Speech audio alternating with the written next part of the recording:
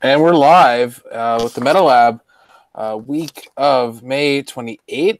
We are just so close to retirement, and we're going to have a lot of talk about an event that happened before retirement and right after Avengers Infinity became legal, because we have two people that were at that event. We have both of the Powells. Hey, everybody. We have the winner, Sam, over there, second Super Q win so far this season. Got your full finals bye, right? Yes. Nice. Yes, very much so. Nice. And we have rotating guest host Michael Hilton as well. Glad to be back. We don't have any previews this week because I think we covered everything on the last show. We have only a handful of things left to see. I guess we'll probably have the Power Girl by next week, as well as all the remaining ID cards. There's a whole bunch of those. But that'll be next week. For now, we have weeks in review. And we're going to start with Michael, because I'm presuming that you're going to have the shortest. Yeah, I'd say so, considering. I actually haven't been able to get any clicks in because I don't know if y'all know or not. We got in a really bad car wreck last week and totaled our car. And so that's kind of taken all of our priority, trying to find a new car and figure out payment. And it might even cost us being able to go to nationals. We're waiting to see how long it takes for the settlement to come in and everything. I'm sorry to hear that. Yeah, everyone's okay, though. Just a bunch of cuts, bruises, sprains, stuff like that. But the baby was in the car, and luckily she didn't get hurt. So that's what we were really worried about. Dear God. Wow. But yeah, no clicks for me. Okay. I had one event. I would have had two, but I was happened to be working on Sunday for Elections Ontario, because we're having our provincial elections, which most of our viewers probably don't even know what a province is, theoretically. But I had a casual event, Avengers Infinity floor modern 300-point event.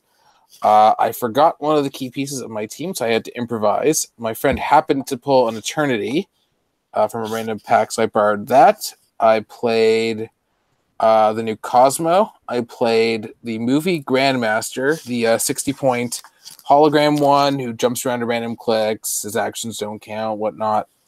And then the movie set Rocket and Groot, not quite a duo. They get to do the whole newer not duo thing where they get a Pog for a cosmic theme team. Almost Guardians of the Galaxy, but the Grandmaster broke it.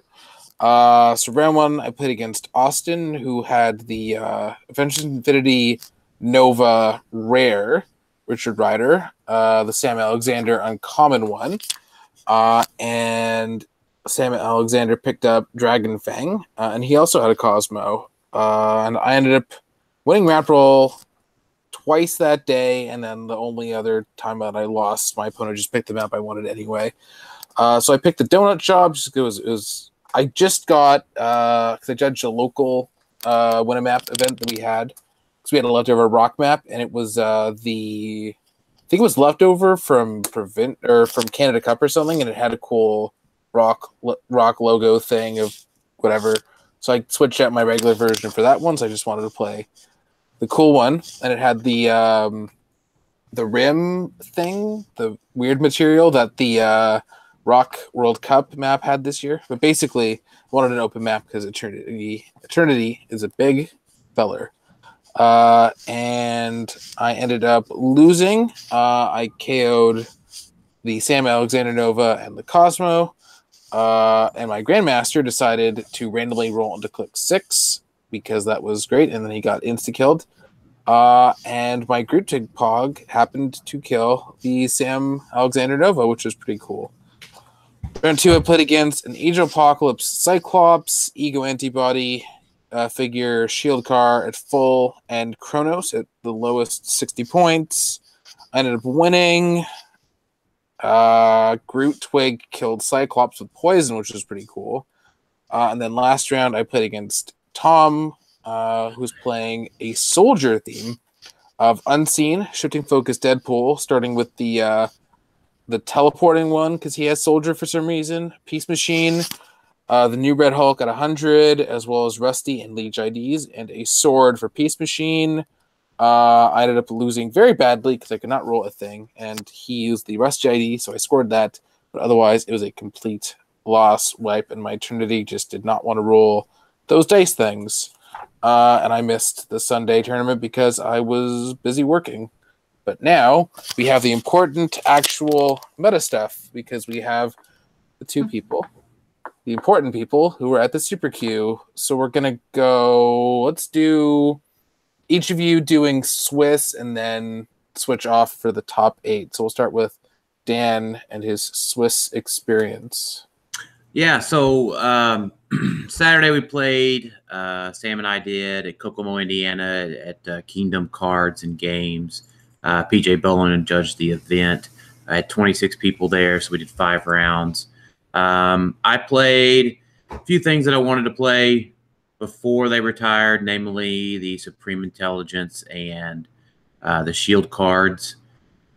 So I played Unimind with the Supreme Intelligence, 3 Eternals, Makari, Thena, and Star Fox, the new Chase Star Fox. I played Lockjaw, and I played the new Groot at 20 points. I had 3 IDs, a Shield card with Nick Fury, Shield Hulk from TMT, Hydra Cap, and Chase Hawkeye from ADW. Green Arrow card with the Chase Green Arrow, Wolverine with the super rare Wolverine from XXS, and a symbiote object and a invisible jet terrain. Swiss round 1. I played against a kind of a random Avengers team with one of my friends, Paul.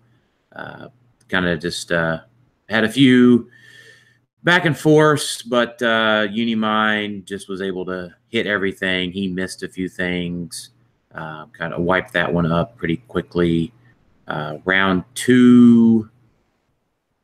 Do you remember what I played round 2? I can barely remember what I played round 2. Yeah, round 2, I was only at 299 to a 0 loss. I'm sorry, round 1, I was 299 to 0. So round 2, I couldn't really tell you what I played. What did you say the name of the store was? Kingdom Cards and Games. Okay. I think. I can pull up the record of what happened, so you can get your opponent. If you remember your opponent's names, that will work. 1 second. Past, modern, super qualifiers. Round 2, you played against Randy. Oh yes, my first loss of the day. Randy was playing 180 point main set Giant Girl. Joker at 30, who he put the sword on. Leech, full teleporter. And I think that was it. Groot. And a Groot for the leadership, yep. So we went to the underground. I won map with my cosmic theme. In retrospect, probably not the best choice. I should have used the superior range of Unimind. It was actually the first time that I had played against a Leech in competitive play. So Randy played it a little bit different than I had done it in practice. And it ended up being a pretty close game. I lost my Lockjaw to a Red Tornado call-in. Felt bad. And we ended up going like 100. I think it was 95 to 50 or something. Yeah, like 95 to 50. Yeah, it was pretty close, something like that. Yeah, it was pretty close. I was going to kill his Red Tornado call-in, but he rolled back-to-back shape changes after I got the first hit in on it. Felt bad. So that put me at 1-1. Round 2, you can probably tell me, Jay. Yeah, round 3 was against Chris Stockhouse. Yeah, Chris Stockhouse. Chris was playing an Overdrive, Sam Cap, double Skeets, General Lane with a full teleporter. He may have had a Colossal Retaliator. But unfortunately, it was a pretty short game. Chris's dice, his team was basically, he's got +3 to his attack value. You've got -3 to yours with the triple police team ability. He came in, lobbed a Cyclops shot off of me, shot off at Unimind, knocked him down. That was on turn 1, actually. I'm sorry. He won map turn 1. I equipped turn 2. He dropped the Cyclops on me. I retaliated with Groot killing Cyclops, dropping a Walking Wood. Hawkeye, I think we should all be glad that Hawkeye is retiring, or the shield card is retiring, I should say. Hawkeye killed the Skeets, killed his tank, dealt 2 to Sam Cap, killed Overdrive, dealt 2 to General Lane, and then the Walking Wood went in and flurried Sam Cap down further and killed General Lane. So it was all in one turn. Unfortunately, that was kind of unrecoverable from Chris. From Chris's perspective, not much to say other than he missed a couple other attacks and I landed all of mine. So Chris is a great fan of my show, and I know he's a big fan of this show as well. So he was an awesome guy. It haven't been a while since I'd seen him, so it was great to play him. Your dice were insane that game. Yeah, I mean, I had a 14 attack on. Just a 14. Just a 14 on. No big deal. Yeah. I mean, Hawkeye had a Walking Woods were hitting. Like, well, I mean, to be fair, so I had Lockjaw with double prob. Lockjaw and Unimind had prob. I rolled on to prob, actually, after I picked Perplex with Lockjaw. So Hawkeye was at a 14. I mean, the Walking Wood, because you remember he had knocked me to Outwit. So I was able to, I think I was outwitted the combat reflexes on Sam Cap. And it was mediocre dice, but I had a 14 attack on like 20s at best. So it was a quick game. I mean, the point being of being post-rotation, that team's going to be much better in 3 days because of no Hawkeye. So, and then round 4, I played. This was actually on the Twitch stream. I don't know if they archived it or not. I played against Stephen Clark Jr., who was playing Renee, Sam Cap, Mini Shredder, Groot, Giant Girl, Carnage. No.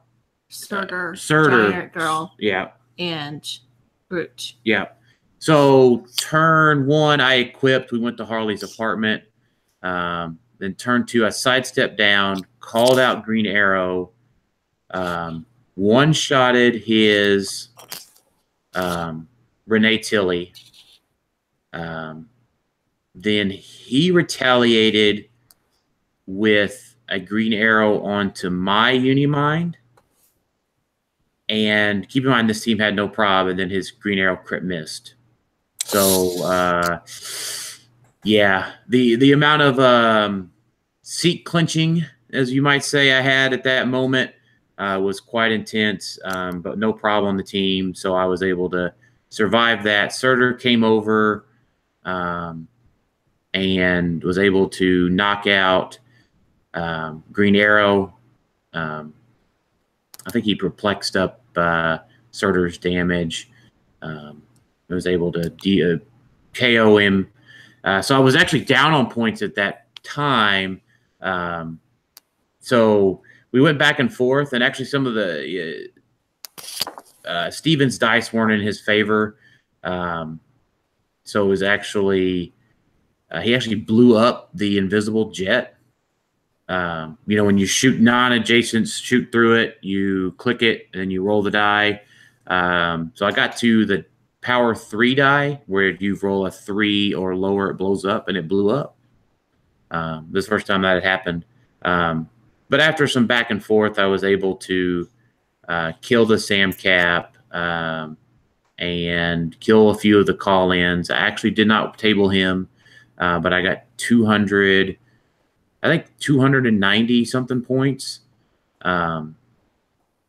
with just being able to kill some call-ins that he wasn't able to get off the map because of Renee. Then round 5, I played against I feel bad. Mike. Yep. Played against Mike from Fort Wayne. Mike was playing PJ's monster build. He came over, had a few positioning things we talked about. I kind of walked him through. I knew that I probably had enough points to get in. And, the team went with, if I missed shape change and super senses, because I would roll up to click 4 on the Supreme Intelligence after the first hit. So I hit Green Arrow, not Green Arrow, the Green Lantern that Ghost Ape turns into early. He retaliated with Green Arrowing my Unimind. I scored some points. I killed the Claw Shredder with just the Eternals on the board. Killed the Claw Shredder. Actually almost got the Mini Shredder reset. And just Mini Shredder was able to keep calling in pieces. So I lost that game. But scored enough points to make it in as the 8th seed. So it was a lot of fun. I knew the team pretty much, Green Arrow card being a thing. Green Arrow pops out. I miss shape change from the symbiotes and super senses from the Supreme Intelligence. My Unimind gets popped. That's just how it works. So I was okay with the results. But Sam here, she did pretty awesome. So, I won. I guess you should be happy, right? Mm-hmm. So I played a Pip the Troll, Sam Cap, Clone Shredder with Shark, and a Nighthawk Prime. Then I had a full teleporter with a Shield level 7 card, Tiger card, the Wolverine, a Superman card, a Spider-Man card, and then I paid homage to my favorite character. I played a Wonder Woman card because she was retiring.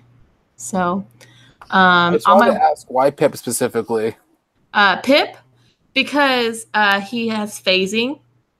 So I usually play Overdrive, but now with a lot of people playing the Invisible Jet, Pip can phase, and then when Pip dies, he gives that phasing trait to someone else. So I was able to give that to Clone if need be, if I needed to get out of trouble or something like that. So did you ever end up carrying Clone when he had Battle Fury? Because you can do that. I think so. Nice. I think at one point I did. Especially in the final match because my Clone did get hit to Battle Fury, and I think I did move with Pip. So, and that's another good thing about Pip. So, and he's got 13 movement. So with Sam Cap, that's a 16 movement -2. So you're moving for 14. So that's pretty good range. Like you're moving pretty far over into the other opponent's area and getting a good alpha off. So, and the Wonder Woman I played a Power 3 Wonder Woman. I played the 200-point Superman Wonder Woman Mystics Wonder Woman. So she's one of my favorites. So nice. Yeah. Round 1 I played. I'm really bad with names. Robert. Okay. Played Robert. And he played a very similar team to Daniel. The Unimind, Lockjaw, Groot, and what else did he play? Supreme Intelligence. Supreme Intelligence. He had a couple ID cards like Hulk and Nick Fury and something like that. I think he played pretty much my build, but he didn't have all the sideline pieces that I did. Pretty much like that. He won map and took me to Harley's apartment. And so I also played with a boxing ring as well. So that was my other 5 points. Basically, I kind of knew how this match was going to go. I needed to come over alpha, try to kill the Groot so I didn't have to deal with the retaliation, and then just kind of hope I can, get through Unimind. First turn, he kind of moved out, shuffled around, and I think it was like his first time playing Lockjaw, so he wasn't too familiar with picking some powers. Moved all the way out, called out Hawkeye, whiffed. Of course, I have zero problem on my team until Sam Cap gets hit. So completely whiffed on my Hawkeye against Groot. So kind of changed my game plan. So I had to take an extra turn to then kill Groot. So then I was up 20-5. Actually, I was up 20-10 because I actually called in Spider-Man to kill Groot because I had to shoot for that because I wasn't able to move. I was trying to get to Unimind. So basically, he called out a couple IDs. I knew at that point I wasn't going to be able to chew through a Lockjaw who had 6 tokens and a Unimind that was on full dial. So I took the opportunity to run back to my side of the map because I had Nighthawk back there. And I was able to just withstand and won 25-10. I think after you told me that story after the match, I think the word that came to mind was painstaking. Yes, it was like I just knew I could not get through the Unimind, and I was too afraid that if I would have engaged with the Unimind, I would have been on the losing end because he had a little bit more firepower because he had the Nick Fury and stuff like that. So he could have easily killed my Sam Cap. Now he did hit Clone Shredder pretty hard with a Walking Wood before I was able to move away, but I was able to regen up and just position back on my side of the map. So he had to take a couple turns and move over. So I went to round 2 with a win with 25 points. I was able to, I played the highest point loser. He was playing an interesting team. He had Sand and Dr. Fate and a Wonder Woman and Johnny Thunder. The JSA. The JSA team. Never played against a Johnny Thunder. So that was interesting. Or Sand. So I did not know about Sand. He phases and can force blast. Mm-hmm. So it actually helped me because I moved up. My team, I moved up, I alpha. He moved in, he phased in and force blast my Shredder clone, which then moved me away from all of his characters. So next turn I just sidestep ping.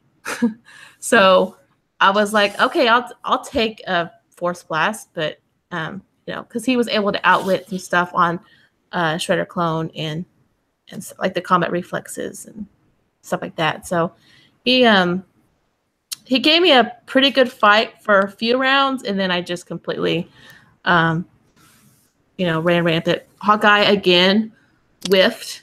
Well, actually he hit, but I had precision strike and he had super senses and he rolled a 6. So again, Hawkeye just not good for my team, I guess. But round 3, I played Chad Birdshaw. He was playing 2 King Sharks, a Lockjaw, and Tribbles. And he played a couple of pieces of equipment, sword and not sword. Yeah, it was 2 of the big ones like Blood Axe. Thunderstrike and Blood Axe. Yeah. He had ID cards. Yeah, it's just some loose IDs. Yeah. And he won. It was all post rotation stuff. Basically. Yeah, basically he was practicing for post rotation, and he won map. Took me to the water treatment. He moved up and he equipped his. He moved out his King Sharks, equipped the equipment, and I moved out. Hawkeye. I just took chance and was like, okay, I can soak up some damage from these King Sharks. He moved up. He basically missed every attack. From there, I was able to call in Superman, Wolverine, and just flurry the Sharks to death.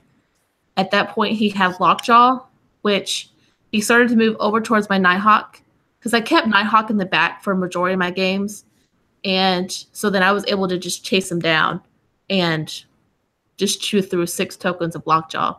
So, and from then on, he just had triples. So which he proceeded to make me go kill. So I was like, okay, I'll go kill the tribbles. So it was a pretty quick game because I remember we watched you and Chris's game. So, which was then a quick game. Yeah. So then we actually went and watched another game. Round 4, I played Randy, which you heard from Daniel what his team was.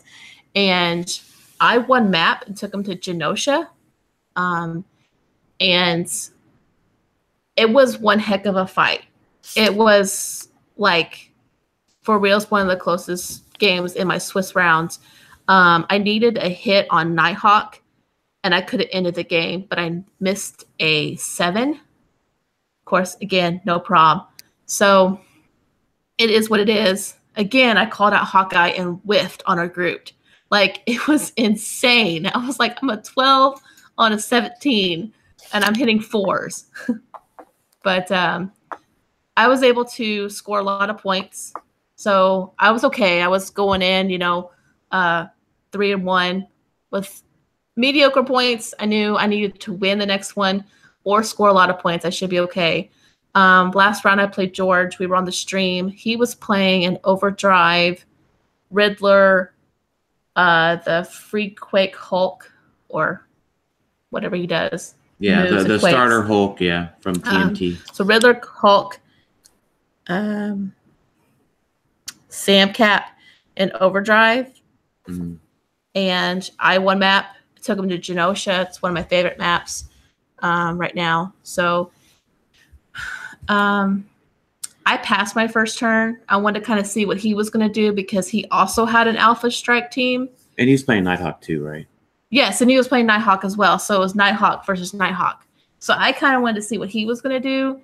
And he kind of moved up onto the elevation of 3, and he positioned really, really well to the point where I could not get, because I didn't have the +3 to my movement because of Nighthawk on his team.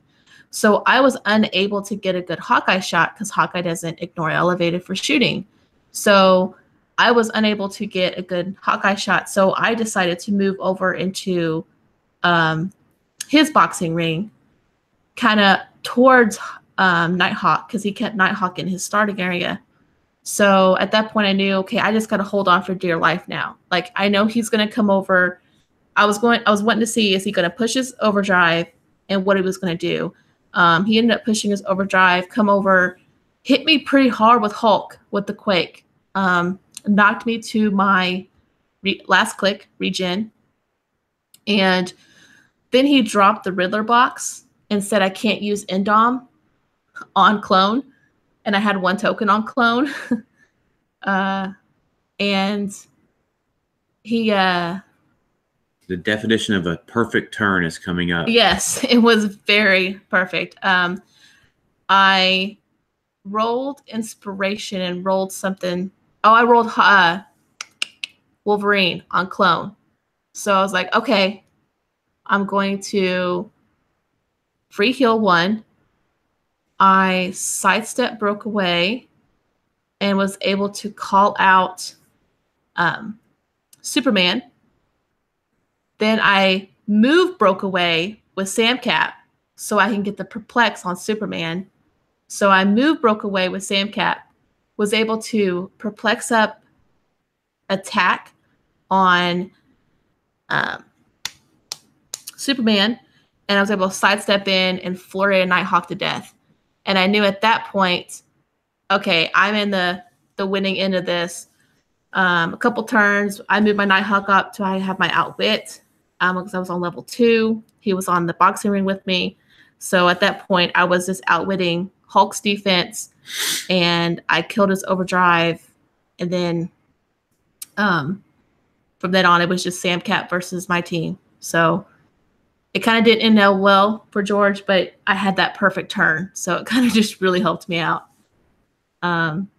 So then that was Swiss. I went 4-1, and I was going in the top 8 on the 4th seed. Which is critical to the story. Yes. Yeah. Very critical, because I hate facing Daniel in top 8. Yeah. So, I think, I guess, Jay, I'll jump into my top 8 story. And I think you could probably do a whole segment on the value of the lunch break between Swiss and Top Cut. I hate the lunch break. What do you mean? Oh, I love the lunch break. The lunch break was crucial to this story. So, Okay. so I was 8th seed, right? I had like 1,227 points, right? Because I didn't get to play against a Unimind. I didn't get to bust one, right? So 5 rounds, 300, 1,500 points, right? And I had 1,200 points, right, as a 3 and 2. So it was just crazy, insane amount of points being scored in those games. So I knew going in, Randy Carter, who was playing the Giant Girl, I went 5-0. So, congrats to him for that. So, we had some discussions at lunch, had some good Subway next to the store. And we talked about, hey, if you go against Randy, just shoot him down. 6 damage at a time, 18 clicks, 3 instances of 6 damage, you should get it. I was like, okay, well, then what do I do about the leech? And he's like, well, you can either move your Unimind around or you can barrier him in, right? So then you just have to withstand the Groot retail, and you should be okay. And I was like, okay, that makes sense. So went in, couldn't get my symbiote. He kept taking away TK with Lockjaw, and I wasn't going to just double token to get the symbiote. So I moved around, moved up, shot Giant Girl for 6 damage. This was like turn 2. And then barriered around Unimind. I didn't do so great on my barrier, admittedly. But Randy went in with the retail. I hit the super senses on Unimind. And instead of using Groot to blow up one of my barriers to get the green arrow shot, he went after my Groot, which is extremely crucial to the story. So then I survived that turn. At that point, I was able to put off another 6 damage shot onto the Giant Girl. And I killed his Groot with my Groot because he missed my Groot with the power action shot or power action punch. This was way in my starting area. I was then able to get I was road leadership, so Lockjaw cleared a token, was able to get Unimind back. He took away barriers, so I picked TK. I was able to get back. I used the scientist, Leslie Evans, right? Mm-hmm. Leslie Evans was able to outwit Giant Girl's sidestep. That kept him 1 square short on Green Arrow for that turn. So just the value of the Walking Wood here. So Walking Wood was able to sidestep Carrie Leach, who's a tiny, hand him off to another Walking Wood maybe, or another Pog, maybe even Joker. I can't remember at this point. But Joker carried Leslie Evans up to outwit my outwit on Leslie Evans with Leech. That gave him the sidestep, the shot on my Eternals. I popped at that point. This was like a turn later because he cleared. So my Eternals came out, no tokens. And he had no follow-up, right? Because it took his actions to get his outwit into place to be able to get that shot off. So I was able to then call out my Green Arrow, get him up to 6 damage. Giant Girl died. So I asked him what click number was he on the teleporter. He said click 12. I then positioned some more. I was on Crossfire Canyon, so I had my invisible jet terrain at one set of the stairs. I then moved my Lockjaw to the other set of the stairs. I knew that I had some points I could give up. So a combination of having to kill a few things to keep it at bay. I ended up having to kill the Leech eventually. and that put him on power 2. So he's able to rotate between Invincible from Superman and TK from Red Tornado. So he actually used Joker to TK himself up. But with Leech gone, I alternated in between Barrier and Telekinesis to TK Joker back down into the canyon. Again, I could go on about Crossfire Canyon is one of my favorite maps. So that went on for 25 minutes, right? I knew I couldn't hit. I couldn't attack, right? It was going to spin the teleporter. So I ended up beating Randy somewhere around 240 to like 37 points. So 8th seed knocked out the 1st seed. That was a big deal. Usually I was pretty proud of myself. Then top 4, right? Because 4 seeds on the same side as the 8th seed. So Sam and I had to face. Before you do, I just wanted to ask. Yeah. In your playtesting, is there one person who would win more of the time? 99.9% of the time, this guy wins. I'm dead serious. I mean, it was a miracle. A miracle.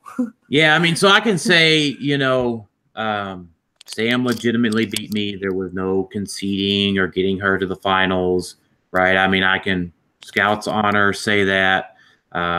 He missed the 6 with 2 props. Yeah, so I had just one prob. Oh, that's right, one prop. So I ended up getting onto my symbiote. She kills my Groot, misses everybody else with the initial Hawkeye shot. This is a theme here with her, apparently. Hawkeye just... So I proceed to go the other side of the map to try to get after Nighthawk. She has to then clear and come back. She bases me. I call out Wolverine on my side. Pip insta-gone. And then I rolled a 10 with 2 5s on the second flurry, and then rolled a 4 on Blades, which was important because I put Shredder clone to his last click with the knockback into a wall on the Wonder Woman battle map. And I won map, which never happens. Yeah, she won map, right? Ever. I rolled a 3, she rolled a 9. The new Belgium one, you mean? Not the barn? Okay. Yes. Yeah, the Belgium one. The Belgium one, yeah. Okay. And so I was able to then flurry with Unimind. I brought out the Shark. I was clear, so I had to went. She was able to then get me to my stop click. Through my shape with shape change, through shape change, super senses, all that good stuff. Yeah, because I had outwit from a Shark. He gave me a Dr. Leslie Evans, and I had Nighthawk outwit. So I had 3 outwits.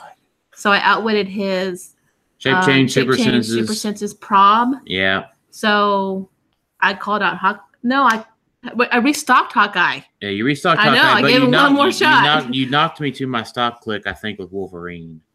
Something like that. Yeah, because I whiffed on Superman. I called out Superman, completely whiffed because I was like, well, he's got Battle Fury and Precision Strike, so he's, completely whiffed both attacks. Right. So the important part of the story now is I pick Flurry on my stop click, Prob on Lockjaw. I can't perplex up my attack, so Shark is there with a 17 defense. I perplex it down to a 15, 9 on a 15. This is Infinity Challenge Clix. I flurry, whiff, needing a 6, right? Whiff, prob, whiff. Second attack, whiff. Then I'm like, all right, Lockjaw can do this, right? He landed on outwitted the toughness, needs a 7, whiff. And I'm like, well. So again, I have shape change super senses, but I drop down my power cosmic. So she outwits all my rollouts. Hawkeye blows me up. The Eternals then proceed to miss Shark Shredder as well, because I couldn't roll a 6. A 7 at that point. And Sam beat me. And my Lockjaw just died out of sadness. and the continual beating she put on it. But it's whatever. Yeah, that 0.01%, it happened. Happened when it counted. It mattered. Yeah. Happened when it mattered. I mean, I wanted to play it out because I was like, and even PJ came over and he's like, okay. PJ witnessed the whiffing. PJ did. He witnessed it. Yeah. Yeah. Because he came over and there was back-to-back threes. It was like 3-3-5. Yeah, because I came out with Superman and whiffed, and I remember telling Daniel, like, okay, that's game. That was my one shot of like coming close to popping a uni. And PJ came over and I said, well, I kind of know how this is going to end up. And then it just somehow flipped and everything kind of went in my way. And I don't know. It reminds me of quickly, we had when our local Devin won an open, he played against Emily. And we had play tested like a million times, whatever. We knew Devin won the game, but in Swiss, he still won the tournament, but in Swiss, his dice also just stopped, and Emily with Sam actually managed to beat him. It was like one of those times where you should win, but dice just decide. Mm-hmm. So, yeah, most definitely. Yeah. Yeah. So I mean, at either rate, right? I'm okay that she made it on, right, to get her chance at the bye. But I'm very proud of her for doing it legitimately, and making me. She definitely earned it. So yeah. you heard it here first. Yeah, it was hard fought all day. So on you. Okay. So my top 8. My day's over at this point. I'm done. I got fourth place. Jeremy Walters was third. Was one of the 4-1s. He was third seed. He was third place because he had a better record than me. I ended up with a solid fourth. Got the Spider-Man map. I was happy with my day overall, personally, and then obviously happy with how our day as a couple ended. So, and I just got to thinking that I honestly don't think I would have made top 8 if I would have lost my last match. No, because you didn't. Because I was not even breaking 1,100 points. Right. So that last match was crucial. But top 8, I was playing the 5th seed. I was playing Vince. It was actually his first ROC event. He was playing an X-Men themed team. He was playing 150-point super rare Wolverine. He was playing Cyclops. He was playing Lila Cheney, Darwin, and Moyer, and some ID cards. So he won map, of course, because with like plus 5, 6, whatever. And he took me to the underground. This was on the Twitch. It was back and forth. And he moved. I thought he was going to move out further than he did, but he moved just about 3 squares away where I thought he was going to. So he actually positioned very, very well. I moved over. I had phasing with Pip, so I phased over.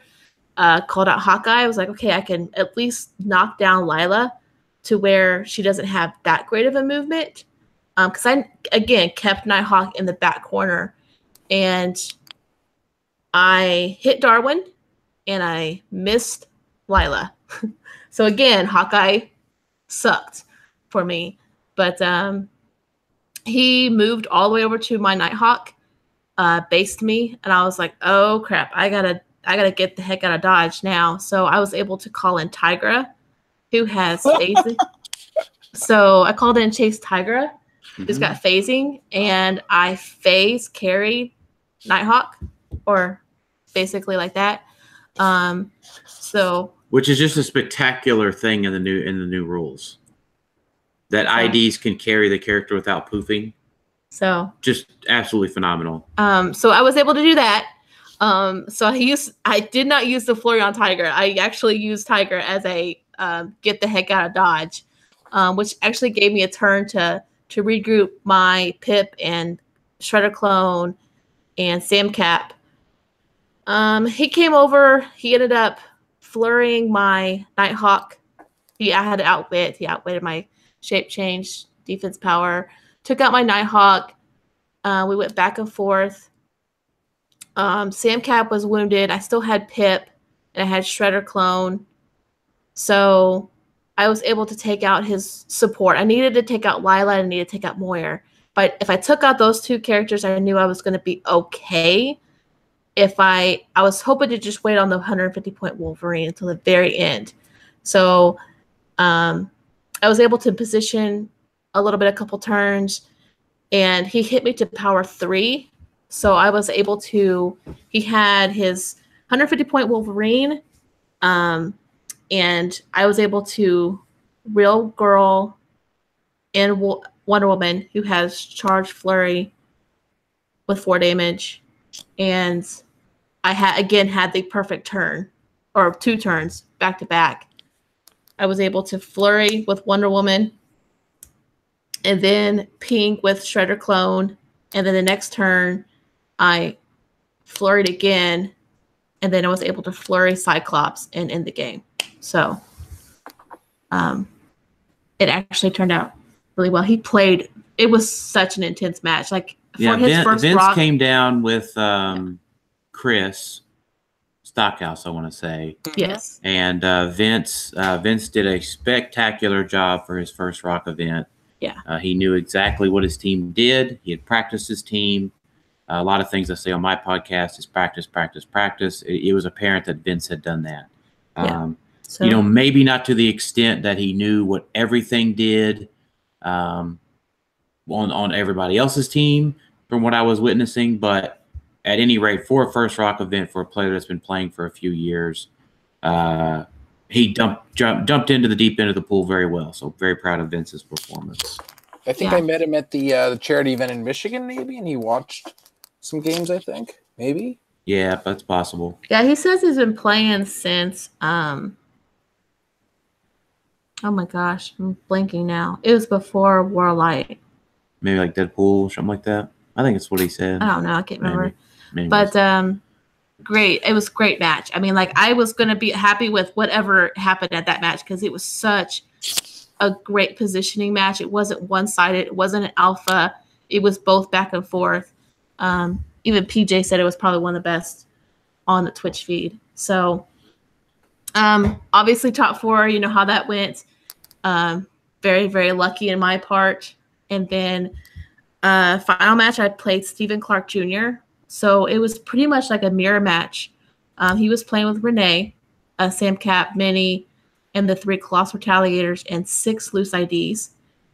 I was playing my team, which again had phasing, a shredder, stuff like that. So he won map. He passed first turn. My first turn, I debated, do I move up and just take a hit, or do I stay back and get shot in my starting area? So I decided to move up and take a shot. I was able to kill his Colossal Retaliators on the second turn. So he hit me pretty good his second turn. That was the turn that he back-to-back crit miss with Tigra. Oh, that is right. Yes. Yeah, the first flurry hit, and I was sitting there watching the game, and Tigra hit, and I was like, Sam's going to just lose because Tigra is going to like blade Sam Cap for 6. And I was sad. But then he blades for like 2. And I had Invincible? No, you didn't have any reducer because you got hit to your prob. I was right, I had prob. Yeah, and then he crit missed, probbed with Renee, crit missed again with Tigra. Yes. Because then I thought, okay, this changes the game. And keep in mind, they were sharing the same pair of ROC dice. Yes. This was a very naughty pair of ROC dice. Our dice sucked so bad. Even people on the Twitch feed were like, those dice need to like burn. So it kind of changed my thinking of how I was going to do things, because I'm like, okay, I lived through the Tiger Fury, so I can maybe do something. Tiger has a stop click, so I didn't want to have to deal with that. I went over to deal with his Colossal Retaliators because I did not want to deal with Surtur. I did not want to have to deal with any more Walking Woods, and I did not even know what Giant Girls Retal was, so I didn't want to deal with it.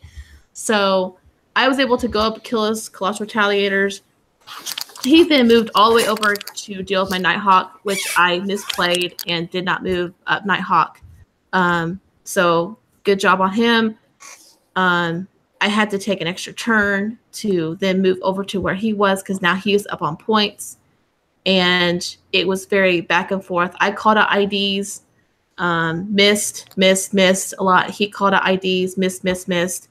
I was able to restock one. I restocked. You restocked Hawkeye. No, Wolverine. No, you restocked, Wolverine. I restocked Wolverine.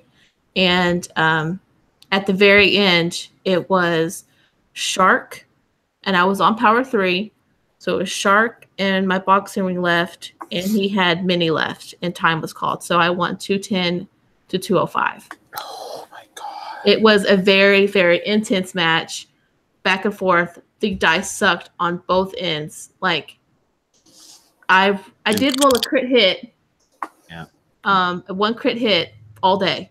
So, and that was people ask me why I recommend playing clone with the resurrection trait. It's because of instances like that. Not everybody's going to pulse wave clone to death. Yeah. So, Shark only came out in our game twice. The last 2 games. The last 2 games, yes. That's the only time that Shark came out. So playing clone with the boxing ring and Nighthawk was just amazing because they could not perplex up. There was always negative to their attack, and then I always positioned in the boxing ring to a way where they either had to punch me from outside or shoot me from outside. So it was awesome. I'm gonna miss Nighthawk so much. But overall it was a great game, great day. I was extremely lucky. So what are your takeaways? Because from what I'm hearing, there was some I know Steph's going to retire tech. There was some I don't really care. I'm going to play what I want anyway tech, like yours, Dan. So poor Tigra. It sounds like she didn't really do anything in the one event where she was relevant. But she was relevant in some of my games because I needed an extra flurry, and she's got 12 attack. Blades. Yeah. So, and she's only 50 points. Yeah. So she is relevant post rotation, Jay. I don't think so, but without moving attack. Oh yeah, she sounds No, what? She is relevant. Anyway, I could go on for hours why Tiger is relevant. Maybe not hours, but a few examples. I don't know. Oh man. It was overall just a very awesome day. I always liked the last tournament before rotation. So it's because it's wide open. You never know what you're going to see. Yeah. We saw a lot of dune buggies. Yeah. Saw several teams with dune buggies, Spider-Mobiles. They didn't make the top 8, but it was exciting to see them. Multiple dune buggies on the same team. I saw lots of Sam Caps. Lots of Sam Caps. I love Sam Cap, obviously, because I'm Sam. So, I mean, yeah, she just seems like the best thing post rotation, just best one archetype figure to build around, whatnot, and you can just kind of throw her on there. Yeah, you're always using a taxi anyway, and she's only 70 points, and she can just do her thing. Yeah. So, and no Nighthawk anymore to hamper her movement. So the transporter gets that +3. Yeah, and Deadpool title's not going to see as much play. Not for 70 points. No. No. Not when that's, I don't know, a Sam Cap. Or for 5 points more, a Lockjaw. Yeah, Lockjaw. So. Bork. Don't worry, I'm not playing Lockjaw. So. Cool.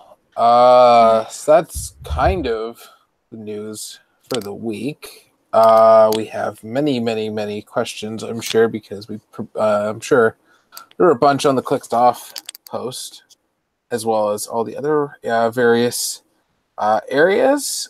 Michael, is there anything in particular you wanted to talk about before we shifted over into questions?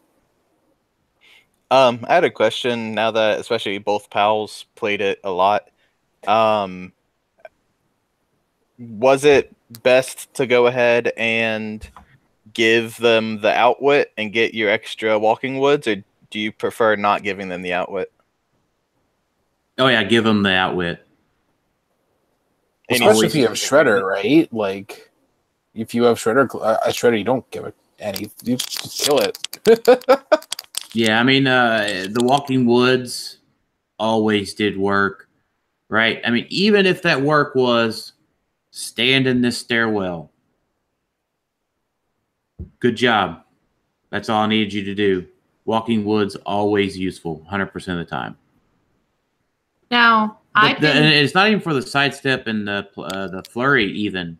They just have plasticity too. You're telling me 0 point plasticity. You have to break away from it. It's a normal size character. 100% of the time, all games I gave out the Walking Woods and the Leslie Evans Pog. Now, I did not play Groot, but I played against a lot of Groots, and they all gave me the outwit Pog. It became relevant in Daniel's game and one other game maybe. Usually I just completely forgot about it and was like, oh crap, I should move her up 5 squares. But Leslie's a dude. Oh, sorry, Dr. Leslie Evans. Yeah. I think the Walking Woods is a necessary. You need to give him the outwit Pog because I got tied down so much with the plasticity. Because they would position it to where it was locking down. Because I would usually move Clone away from Pip to get that sidestep, and then they would bring up Walking Woods. So now my Shredder Clone's just stuck with plasticity, and I have to take an action to move Pip or try to sidestep Breakaway, which half the time you're going to miss with plasticity. So yeah, it's definitely you must give. Yeah. I mean, I think so. And most every team, as far as like playing Unimind, most every team that I faced had outwit anyways. So, I'm only going to have 1 or 2 relevant things anyways. So probably statistically having that extra outwit's not going to be that big of a deal because most teams already have the outwit that they need to outwit the relevant thing that Unimind would have when I drop Power Cosmic. So.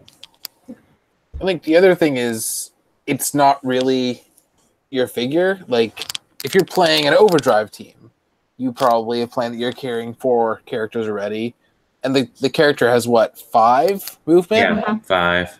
5 movement, really easy to kill once you put it in stealth, but then it's even slower, essentially.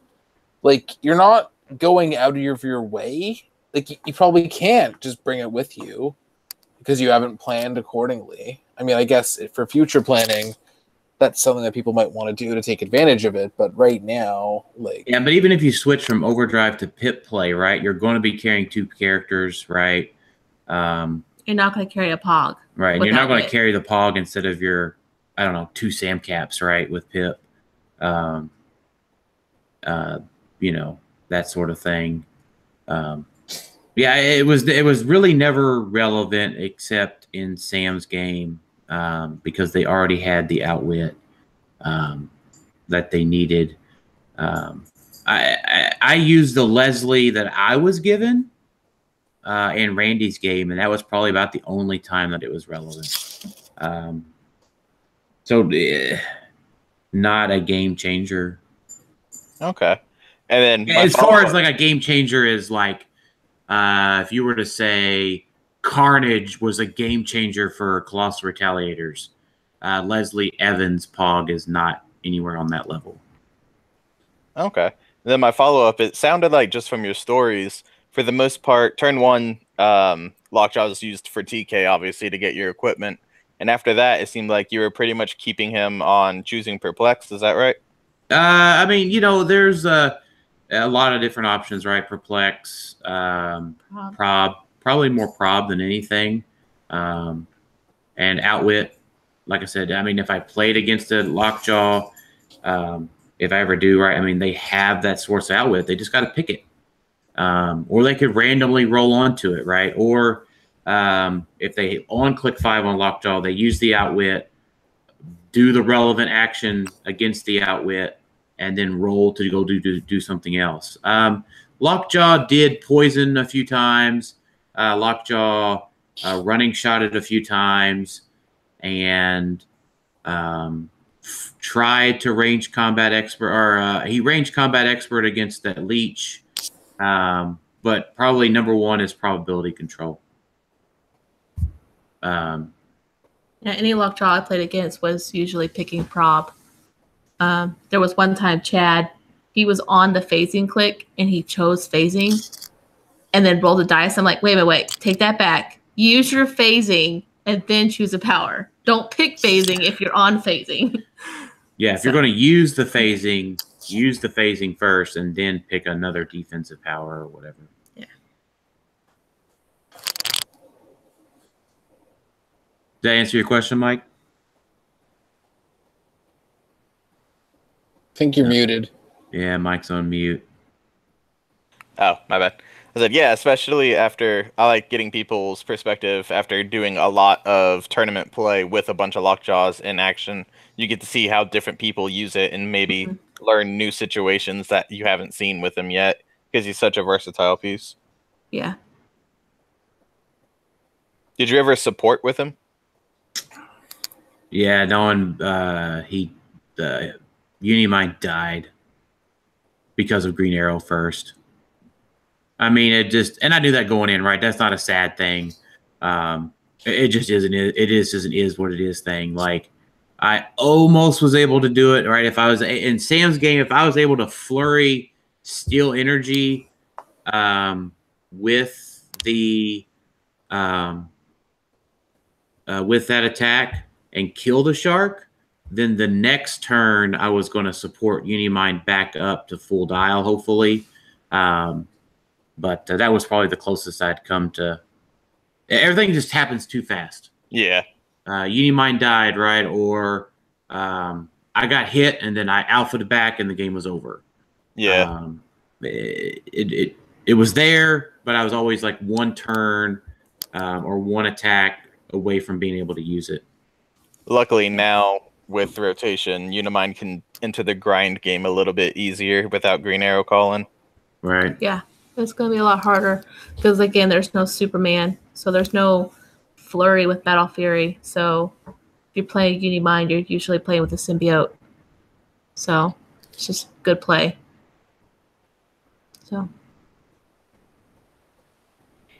Did either of you guys have something else you wanted to add before we jump into the many, many questions? No, let's roll through these questions. Mm-hmm.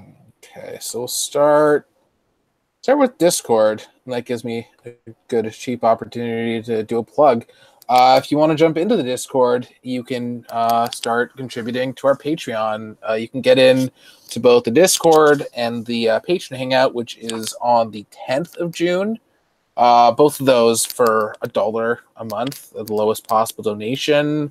I don't know if there's other perks currently, but yeah, being able to get in there.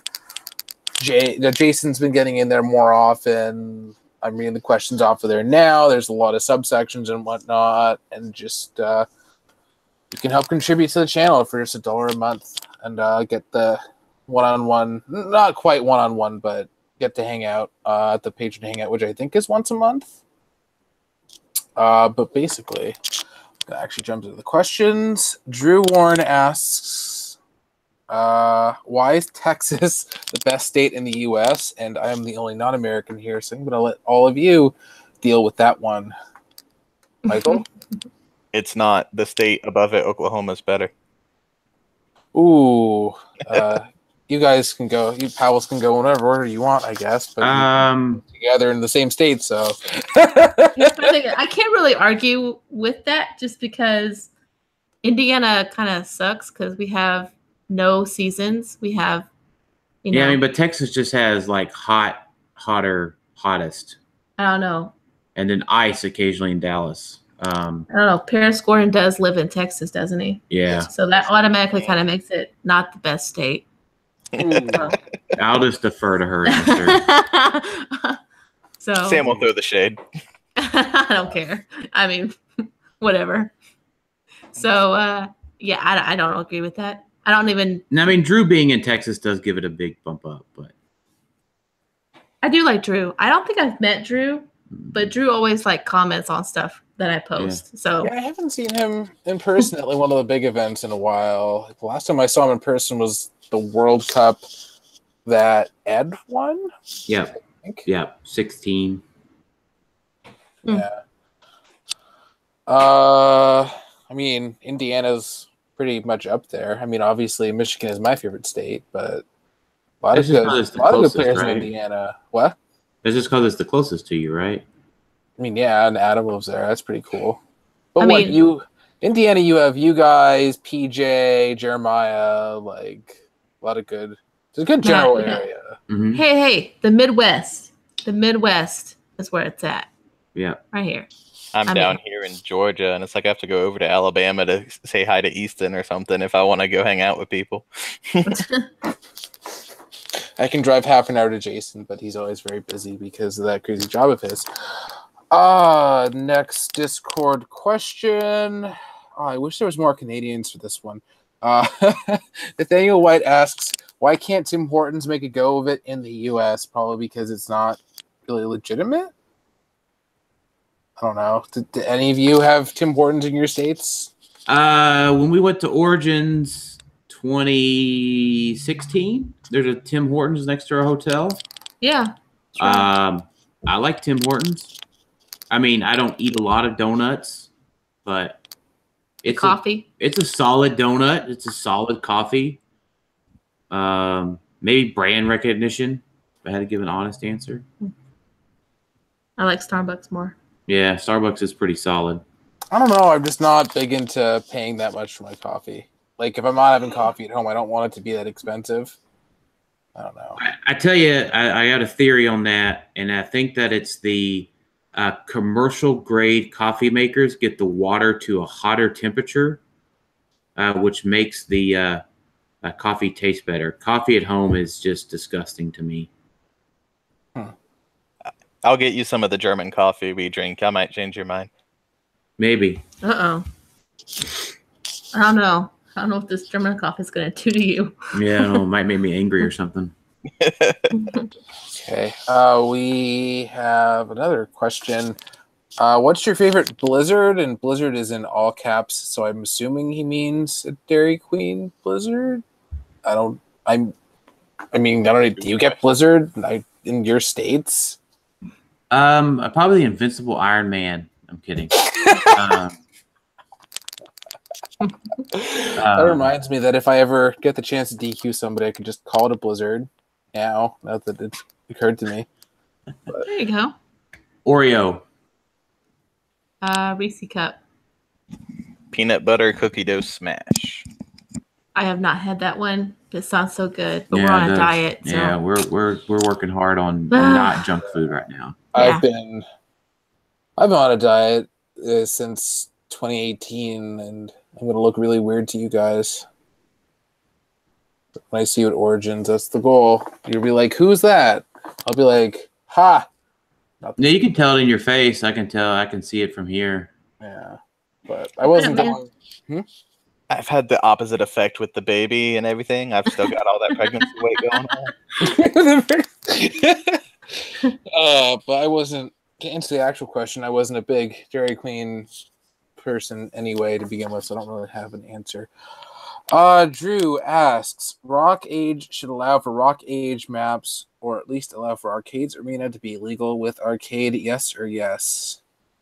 Can't really argue with that. It's not a broken map. It's a pretty fun map. I remember in my home games I would just reach for it because there's just a little bit of everything. Kind of like that one Hulk Gamma Range map, but what? You hate Arcade? No, so Drew asked this question on the last Clixed Off episode, and I went into a lengthy explanation. You just don't allow Arcades Arena because Drew likes arcade. No.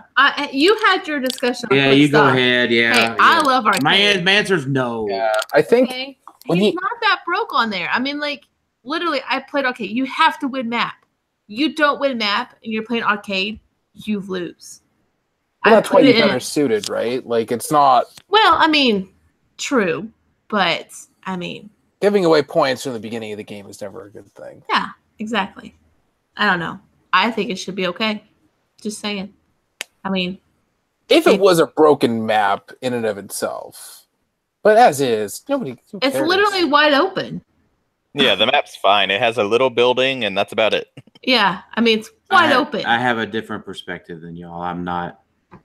I don't know. If you want to hear my argument, I just listened to the last episode. Daniel just needs the 14 attack, 7 damage. That has nothing to do with a map. I'm just saying, you just maps are hard to get enough as they are. Golden Age, Rock Age maps are even harder to get. Just go search eBay. And just because arcade is allowed in Rock Age does not mean that his map should magically be allowed. Because if you allow one, you should allow them all. WizKids didn't have a ban list for all of Rock Age maps, so there are maps that it's just too much work to deal with. It's not appealing to the newcomer to Rock Age. So Bring just back Danny the Street. I don't know. I feel like, first of all, there's so many, especially if you're playing Rock, there's so many maps that are ridiculous to get. Like, I played against Matty G, and he brought some, like, 20-year-old grid reality map that, like, where the hell do you get that? I don't even know how he got it. I don't know how long he's been playing, but, like... I mean, you can get them. I mean, like, was it like the courtyard? The park or something? The like, park? But the park was Magneto Tech, basically. But my point is, there's so many maps that are harder to get than a regular released AOP kit map. And plus, like, the figure doesn't work without it. I don't know. I feel like if you're playing Rock Age, like, you can easily, like, Nick Fury kill, Arcade, Green Arrow, whatever. Like, it's not even good. But yeah, but if you bring back Arcade's Arena, you got to bring back Varhana Hosk and Ryute Mountain. And I've sat on top of those mountains way too long. Just let them rest. Let them rest. We can agree to disagree. That's basically what it's happening. I don't know. I feel like it's a little bit more of a nuanced argument, but we're going to move on. Nathaniel asks, Trek, new I guess we should mention, Star Trek Next Generation was a thing. I think we forgot to mention it last week, but that's going to be fun. But the question was, Star Trek Next Generation, Q, most overpowered click ever. I've only just started watching the show myself because of the Clixed announcement, so I can't answer this question. You better be. Oh, man, am I the only person on the episode that has watched all 187 Star Trek TNG episodes? I've got you, Daniel. I got you. Oh, yeah. So you guys can have it, a bro. Yeah, I mean, right now there's with Star so Trek. many things that I'm looking forward to. I need my Whoopi Goldberg click, though. Yes. Most definitely Whoopi Goldberg. I want a I'm not going to mispronounce the name, but an equipable Worf's sword. Oh, that'd be awesome. Yeah, his Klingon weapon. I want that as an equipable. Q, you're right. JQ is close to like Mixie Splitolix or Batmite, and kind of his playful manner and is he the guy that shows up in the first episode? Yeah. Oh, okay, that's what. Cosmic craziness. Yeah. And it kind of saying the same thing. Trey Lane was the original series version of Q. There's the Q Continuum, which is kind of like your like the Eternity and Living Tribunal, those race of guys. Whatever they are. I'm losing my thoughts on that one, but the Q like Continuum. The abstracts. Yeah, the Q Continuum's like your abstracts or your Eternals or your other super powered cosmic race. You had to bring up the Eternals again. You just had to. It's just your thing. Nathaniel did comment that the sword, I think he's referring to the sword, is called Batlift. Yeah, I knew it's a B apostrophe N, like ATH, I think. Yeah, BAT apostrophe LETH. I don't know. Yeah, I'm not going to try to pronounce it because I'll do it wrong. So okay. I'm hoping we get some sort of Black Lantern-esque, like resurrect your dead opponent type thing with a Borg assimilation, because they did say Borg is going to be in it, or if hit them and you get a free mind control, or some sort of you take their pieces aspect to them. The ship Clix had the assimilation token mechanic kind of thing going, so who knows? Right. But does it have primes? So, I mean, it could work like zombies. I also like the fact that we're just going to get Jean-Luc Picard Clix. If we can get Jean-Luc in the chair, the Travana chair Vonisk from the first one, right? We just need Jean-Luc Picard in his robe as a title character in the same pose. I'll be in. I'm looking forward to Rock Age playing him with Magneto and putting him on the X-Men. It's gonna be stupid. Yeah. That's the only problem with the set, that it came out just a little bit too late. Right. Next question. Nathaniel asks, what other TV shows deserve clicks? Pokemon. No. No, we do not need to open that can of worms. It would be so hard to collect them all. I just remember before TMNT was announced, like you'd see every other person being like, I want Masters of the Universe or He-Man and whatever. And it's like, that's never going to happen. But then we got Turtles and it's like, oh, now anything's on the table, isn't it? Ugh. Yeah, I mean, you have to go with who owns the property, I guess. It might be kind of silly, but I'd want more of the Super Friends, some of the old cartoons, 50s, 60s, 70s cartoons that may not be Marvel or DC. Okay. And if I even had to go to like the 90s, like I want Street Sharks. I can't believe Jason missed this episode. Yeah. Maybe we'll get some actual Clix questions at some point. He also... right? That was kind of Clix related. Kind of, maybe. Almost. I was in the same stadium. I missed a question. Drew asks, who is the best Clix player in y'all's opinion? I'm personally going to go with people that actually play and are not retired. Go Easton, I think. Is that fair? Is that an uncontroversial opinion, Michael? I mean, I've got a top group in my mind, and he is one of them. I mean, yeah, like there's a top bunch, and they're kind of interchangeable. Like PJ's up there, you know, you have your certain cluster of people that are always going to be on the top list. Winning a bunch of stuff that's on the show right now. Oh yeah, those guys. Those are also on the show. These two people. So my answer to this one is, so Will Gordon puts out his top 10 list. I was number 3. PJ and Easton are 1 and 2, and I have winning records against PJ and Easton. Period. End of sentence. Huh. Shots fired. No shots fired. That's it. Statistical announcement. Take what that from you want. And I love my boys PJ and Easton. So Easton may have actually tied up our records in Huntsville last weekend or 2 weekends ago. But Dan, have you and I ever actually played? I know you've played Jin, and I played Jin twice, 3 times, no 4 times, maybe 3 or 4 times. But no, we haven't ever actually played. So okay. I know I've never played either of you guys, and I've only played Sam at Team Worlds at the ROC, which doesn't really count because it's sealed. Yeah, I don't play that. I don't count that because it's sealed. What were you? Because Groot Thor against my hypersonic Thor Odinson, that was bad. But maybe I'll play again someday, and I'll actually get to play people, and maybe not lose automatically. So then we had a follow-up question in relation to the choice of best player. If you choose Howard Brock, can you believe it when he hasn't won a World Cup? That's cute. And he also comments, in all seriousness, I'm more positive about the future of the meta after Saturday than I was going into Saturday. 12 solid teams, all without Unimind nor Shredders. Although I do believe one of the winning team had what? Main Force Star Fox, if I recall correctly. So Nathaniel White, right? Yeah.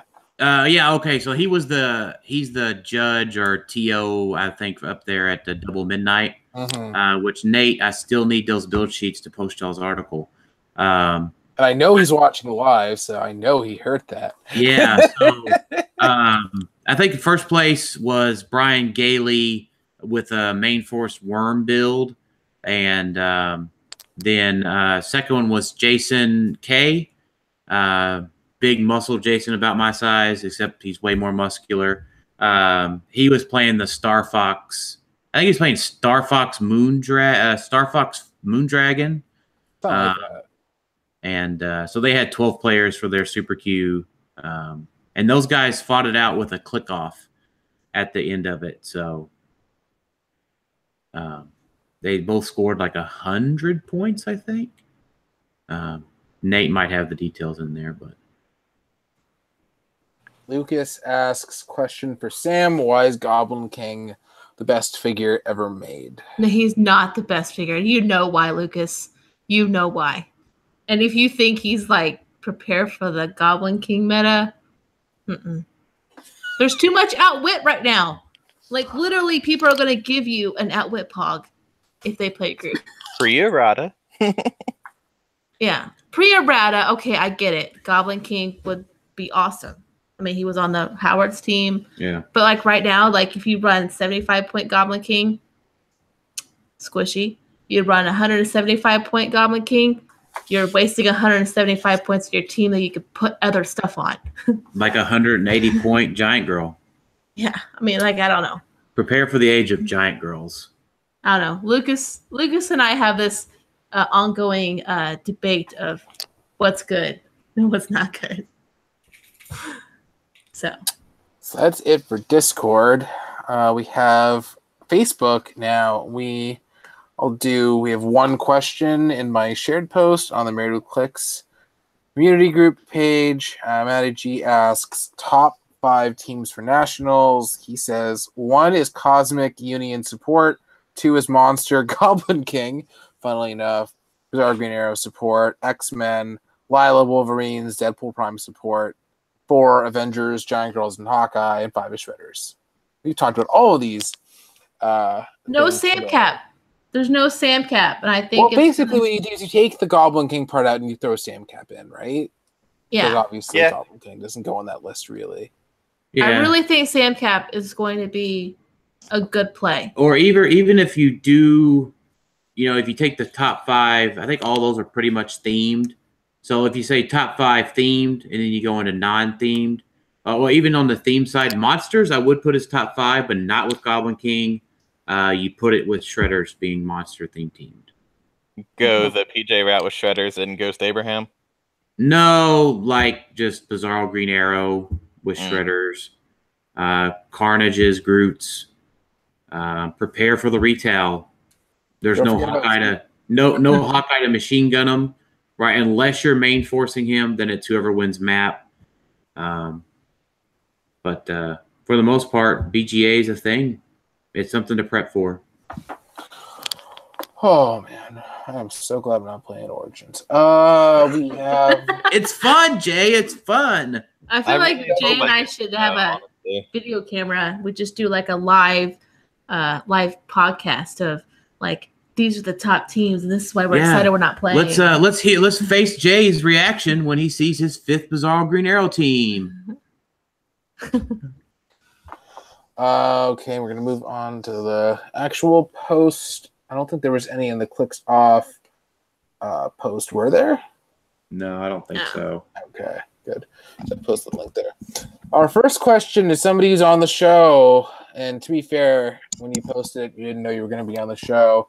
Dan asks, "What is your guys' pick for the must-play ID card going into the summer season, and will the new Blackbird student IDs outshine their headmaster counterparts?" And then for Sam specifically, what is her go-to Wonder Woman in modern post-retirement? I think as far as the student IDs, almost with all. I mean, the only one that has a good inspiration is Iceman, because Cyclops No, I'm saying of the ones that are come with the Blackbird. Like, the best one is Iceman, and even then, like, it's hard to set that up. But, like, Cyclops is probably one of the best overall, and his inspiration isn't really good. So, yeah, and you can get it for free with your Moira, which you were already playing anyway. But, I could see both with, like, the Blackbird team that's going to end up happening eventually. Well, yeah, doubly so since you get a bonus for having a Cyclops pilot. So, yeah, for sure. Dan, what's your answer to your own question?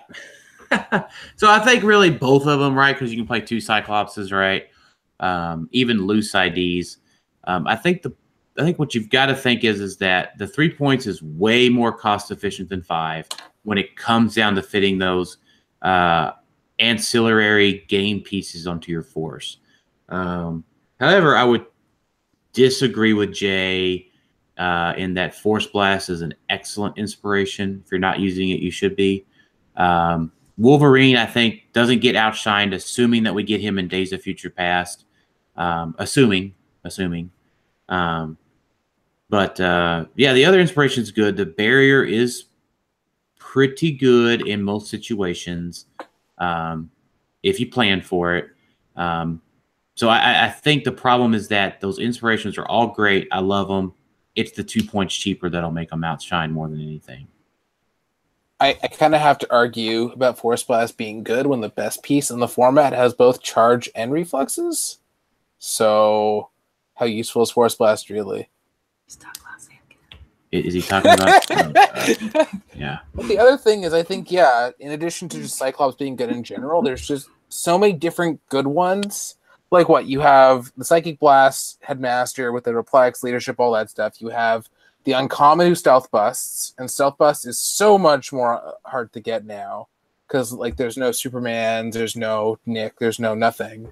You have the Stealth Busting option, you have the Chase for just random either Psychic Blast, Range Combat Expert, Knockback, Fast Forces for just raw stats. Like, there's so many good options. Like, I want to play more than one Cyclops, so I think it's just more you play both. And Sam, what's the Wonder Woman that you are post-retirement playing? Well, since she doesn't have an ID card, I probably won't play a Wonder Woman. But in fun games, I'll probably go to the 70-point the movie one from the movie set. The Gravity Feed. Gravity Feed. Yeah, Gravity Feed. No, the Chase, not the Chase. The Chase is 70, but this is the Flurry Blades one. The non-existent Chase. There's a couple of them floating out there, especially on Facebook lately. Someone's like, I was digging through my box and I found it. Oh, that's nice. No, there's the one on the movie, the Gravity Feed one. Yeah, the Flurry Blades one. Flurry Blades, 11 attack. She's solid for just casual play, but I will not play her on competitive because she's not good on any meta team. So, right. It's not technically a Wonder Woman, but the Diana Prince Super from Elseworlds is good. No, she's good. She's solid. Oh, what else? Chris Stockhouse with the magical question because he has to ask a question because it puts the stamp on our episode.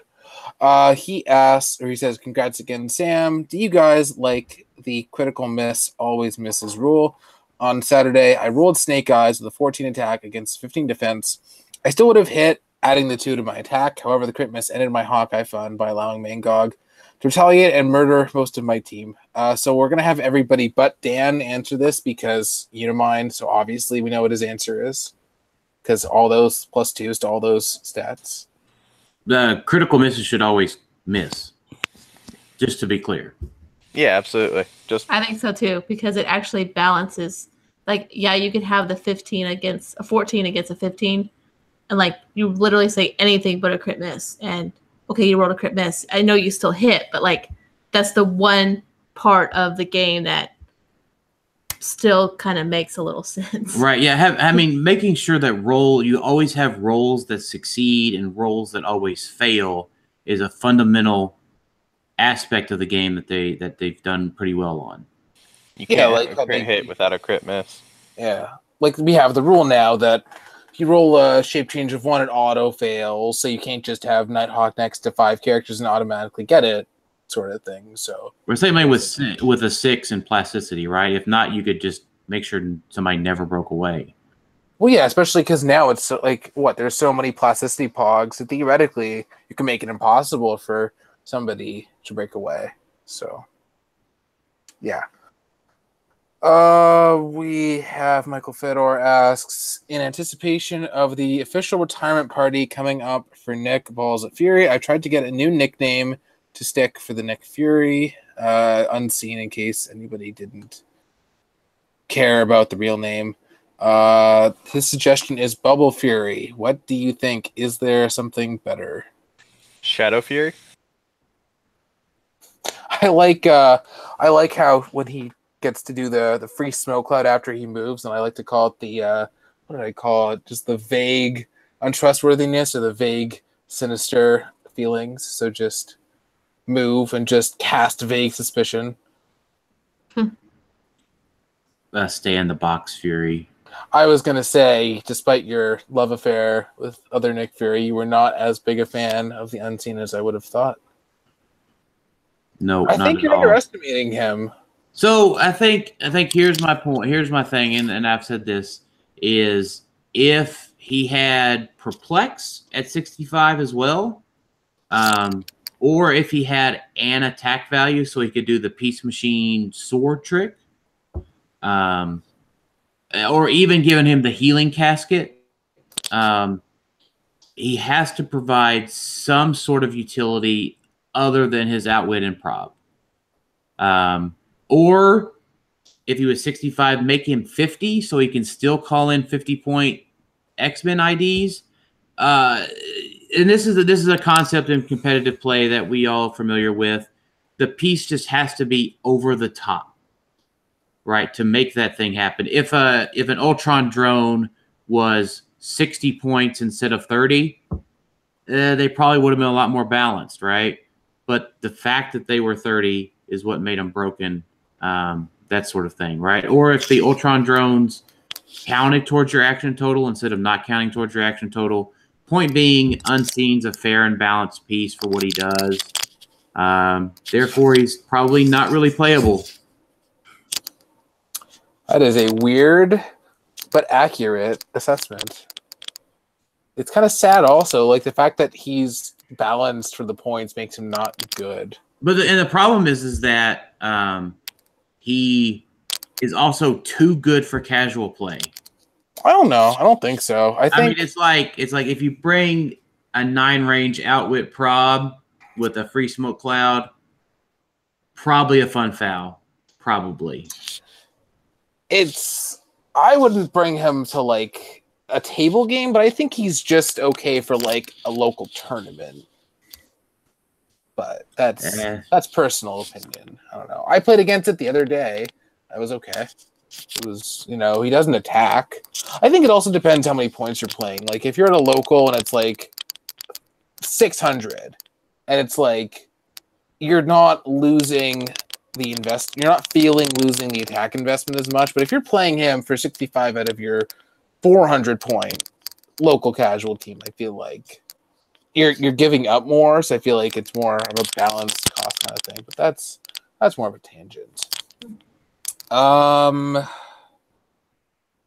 B Dubia asks, have you guys seen Deadpool 2 yet? If not, why? If so, how in your opinion did it compare to Deadpool 1? I think it was differently good. I think it was more straight up funny rather than like Deadpool 1 was almost like serious in a lot of points. Mm-hmm.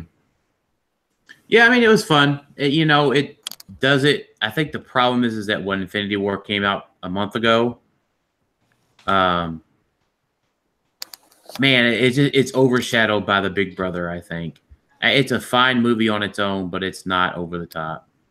Infinity War is going to overshadow everything until Infinity War 2. Yeah, it's a big gap. It's big shoes to fill.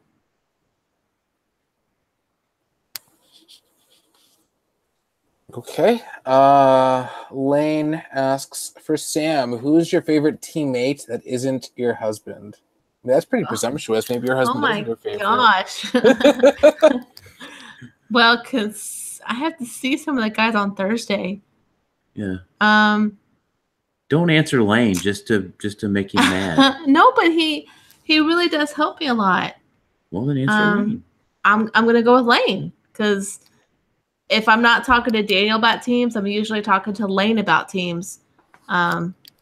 Just because he sees different things when he's in Florida now. So he sees a little bit what their tech is. And obviously we all are here on Thursday. So we kind of know what our tech is up here. So I'm usually conversing with Lane a lot. So yeah, Lane's probably, I do like all the guys though. Like they're great. We talk about teams all the time, but he's probably my go-to second person other than Daniel. Cool. We're going to move on to YouTube. If you want to throw in your question at the last second, we are closing in on the end. So if you do have a question on the YouTube live chat, please type question in all caps beforehand so I can actually see it and parse it out from the myriad of comments. We have a lot of comments today. Gregory Zod asks, do you have a favorite Colossal from the new set? I wonder what Dan's is. Michael, you have a favorite? I mean, it's going to be the same one that Dan says, I'm sure. Daniel likes Jakar, okay? So. I like the wordplay. So, Jay, you're a little too far north for this one. Mike probably gets it. When you go up to somebody and said, "Oh man, I pulled Jakar," and they're like, "Oh, you pulled the Tony Stark mobile?" And I'm like, "No, I pulled Jakar." They're like, "I know, right? The Tony Stark mobile." I'm like, "No, I pulled Jakar." And they're like, "Oh," and then you go up to somebody else and you're like, "Man, I pulled Jakar," and they're like, "Oh, you pulled the big Colossal?" I'm like, "No, I pulled the Tony Stark's car."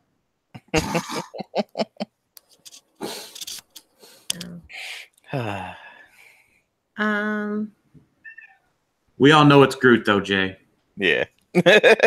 It's I would have said Groot, but comic knowledge ruined it for me because apparently, according to one of the Guardians runs, the Groot from that story is not like the current Groot. It's just that all of that species are all named Groot, so it's actually not that Groot anymore. Well, if you hate that, this may ruin your life. The baby Groot in these movies isn't the original Groot. That Groot officially is dead, and that's his kid, according to the director. I didn't ask the director or you. Dang. Oh, that's unfortunate. That makes that movie so much heavier now. The first Guardians movie. Oh my god, why did you say that? Damn it, James Gunn. Okay. Does anybody... What's the actual question? Oh yeah, the Colossals. And Groot's good. It's hard to argue with Groot. I wish Hulk was meta playable. I don't really feel it. But... Did anyone see that? What? No one saw the random slap that just happened. No. You shouldn't have done something wrong, Mike. She was mad at me for ruining Jay's life. Thank you. And for stealing her cake. Oh, man. That kills me because I've been playing that baby Groot from the movie set so much because it's just I've been playing only cosmic stuff in my locals and it's been a lot of fun and that Groot is just so good. And now every time I see it, I'm like, damn, this is like Iron Giant all over again. I hate you. This is also your last show, by the way. Dang. Wow, that got heavy. It's brutal. Right? It's gotten heavy real quick. No, I don't even have that power. Nolan Lake asks, what's your opinion on a 2 to 3 Betrock team with overdrive support, etc.? They move up, get a token, and overdrive carries them up full speed from the double sides from free attack. Jason would probably say big thumbs up in a really terrible accent. Anyone else? Powell's? Can I just politely decline? You do not like the Batrocks? Yeah, how would you decline in Canadian? That's I'll just say no, thank you. That seems pretty harsh for a Canadian. I don't even know. I don't know what you say in that situation. Like, is there a word? Where Like you if say, you have to channel your angry goose, right, for just a minute. a polite angry goose. Yeah, I mean, I know Batrocks have done well in a few isolated cases. I just don't see it. I feel like if you're gonna Batroc, you like throw it onto a Samcap team, maybe. I don't think he's his own thing because he's what 40 points. Yeah. I feel like you tack him on to something else that you already have going on rather than try and make him pull all the weight himself because it's not. The stats aren't the best. I mean, if somebody lets you do it to them, then yeah, it's awesome. But if most players should see that coming from a mile away, quite literally, like assuming the other side of the map's a mile away. You're pretty cool. An expensive rock map. Michael, do you like the triple Batroc? Meh. I know someone that does, but in the hypothetical universe where Gwenpool was actually good because of how what she does in comics, maybe because she has Batroc's Brigade, but otherwise no. Didn't Luke also have it? Hmm? Is it Jakar that has Batroc's Brigade keyword? Yes, he does. But he doesn't really synergize with him so well. I guess you can do the TK, but that's so many points. Right. Benjamin Oliver asks, are lantern batteries still legal in tournament games or new to Heroclix? Only in Golden Age events, which is not going to be most of your competitive ones, although there are some. But basically for most competitive, no. Aaron says, nice shirt, Dan, because, obviously, and you can see the gauntlet in the background. Talking. How often does the rotating happen, if you don't mind me asking? Set to have a life of 2 years, more or less. Gregory Zod asks, do you think we could ever see Star Wars Heroclix since they are Marvel now? I feel like no, because I think isn't the mini licensing someone else, Fantasy Flight or something? So yeah, no, they don't have the minis licensing, or NECA doesn't have it. I mean, if they could, we would already have it.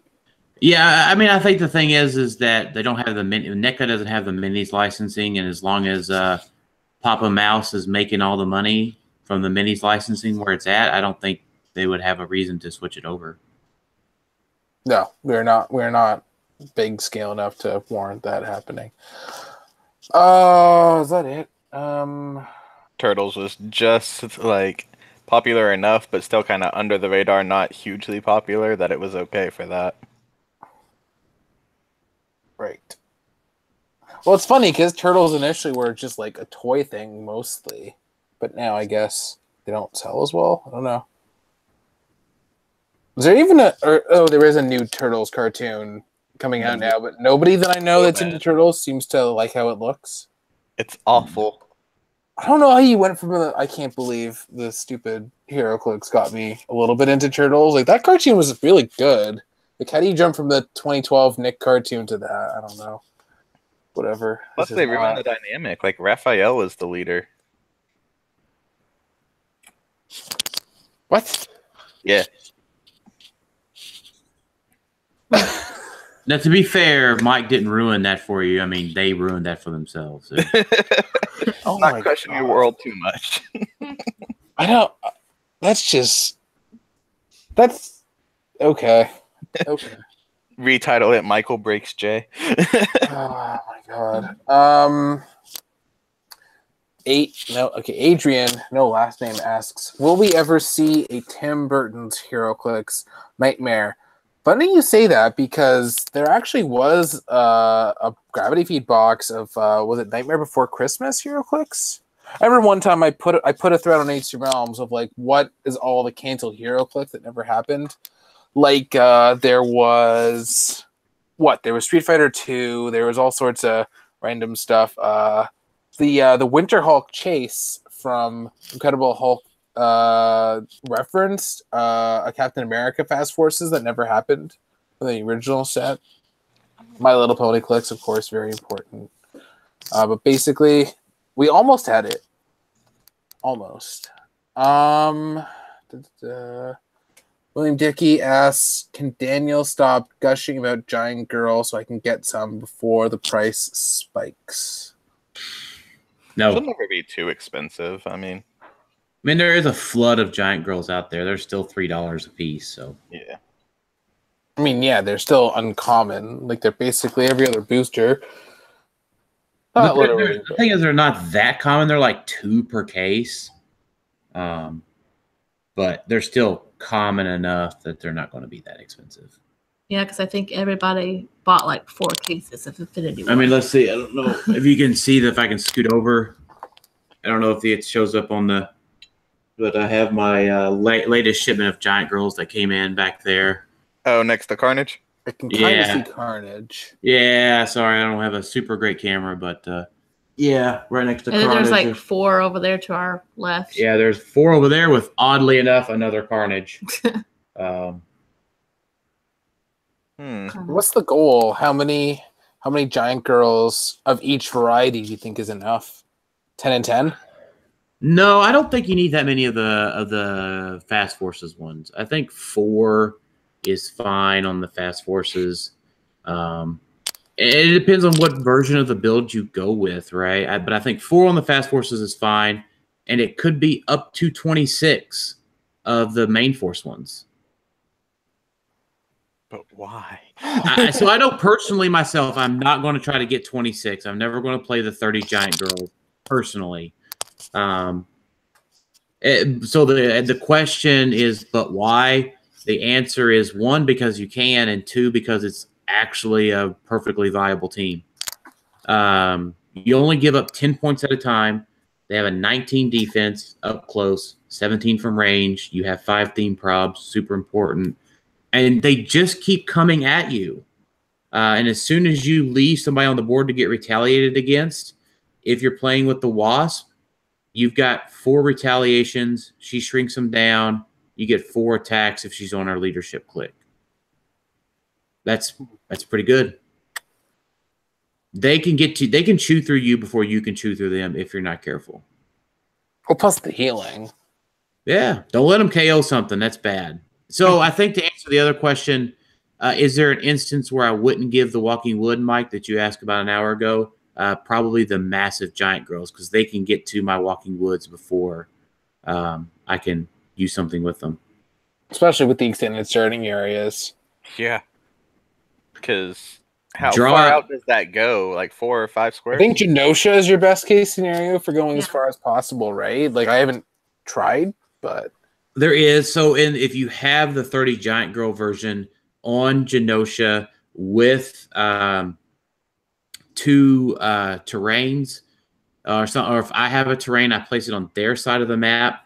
There can actually be kind of one of those Adam Friedman questions of what happens when 2 starting areas encroach on each other, but they don't take up the whole square of the map, because it becomes one of those, the Genosha, they angle out at each other, and there's actually competing extending in the middle.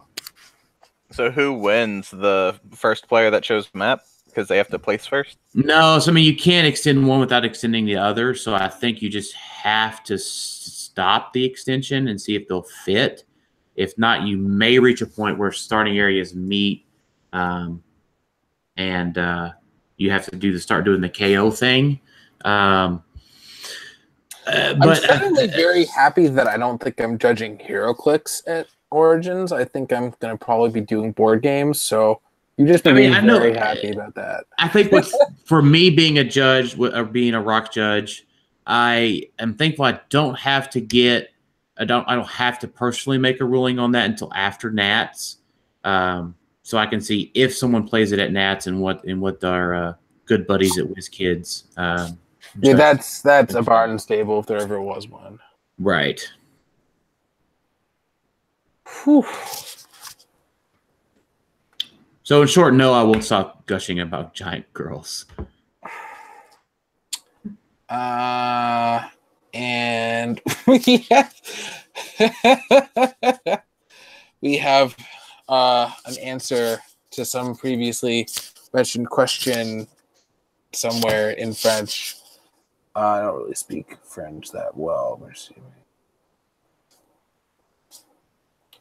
I don't know. I don't speak French basically. I should, considering I did it till grade 9, but our final question is William Dickey. But in all seriousness, do you play giant girls at 20 to get sidestep? Well, why would you want sidestep when you can just be next to your opponents from the beginning? Yeah. Oh, it says thank you, but I do not like this team. Is what that? Oh, equip. Okay, that was the one that got me. Okay, I was like, wait, that's almost an English word. Okay. But yeah, I mean, you get literally double the giant girls, and it's not like the one extra click of health matters. And if I would just rather be in my opponent's face from the beginning rather than have to worry about actually moving up. Like, why would I move up? This is the first time I heard about this team. It's kind of cool. Really? I've been hearing about it non-stop since day 1. Yeah, it's been all over the... Yeah, we've talked about it quite a bit. I think Adam's reaction when he first saw the giant girl fast forces was, why would WizKids do this or something? It was great. Like, as much as he wants to break the game sometimes the game just breaks him. Because this game could be really, really good. Really, really good.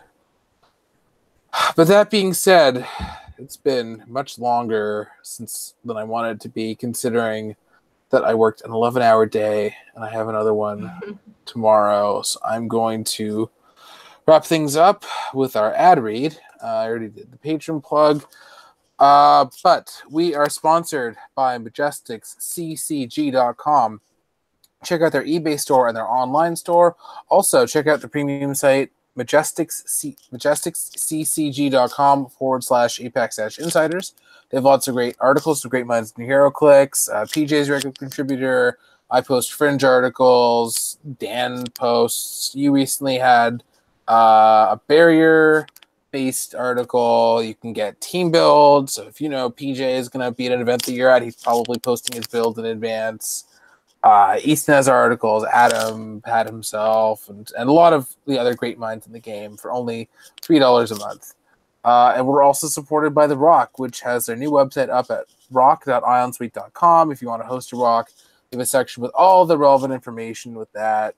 Keep up with any ROC news, track all the podcasts, YouTube channels, and whatnot, and the section that they have for that on the site. They did a bit of a recent overhaul, so you can check out all the new features now. And as we sign off on this week's Meta Lab, always remember that practice makes your team better. Have a great night, everyone. Good night. Bye. Bye.